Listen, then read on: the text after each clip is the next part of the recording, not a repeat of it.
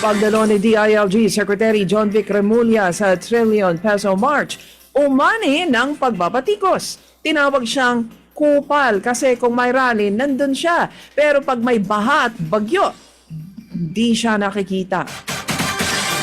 Hindi overkill ang pagtalaga ng maraming pulis sa EDSA at Luneta Rally laban sa korupsyon kahapon. Ayon kay Interior Secretary Remulla, ito ay upang tiyakin na mapayapa ang protesta. Walang nadamay na mahalagang dokumento sa sunog na nangyari sa Senate building ayon pa kay Senate President Tito Soto. Dahil ang sunog o ang dahilan ng sunog ay inaalam pa ng BFP.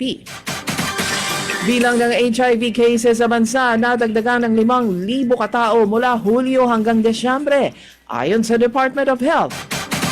DOH nagpaalala sa lahat na mag-ingat ngayong buwan ng Desyembre. Tiyaking maiwasan ang mga sakit at minsalang nararanasan ng mga tao tuwing holiday season. Kabilang na ang road accidents, fireworks-related injuries at heart disease.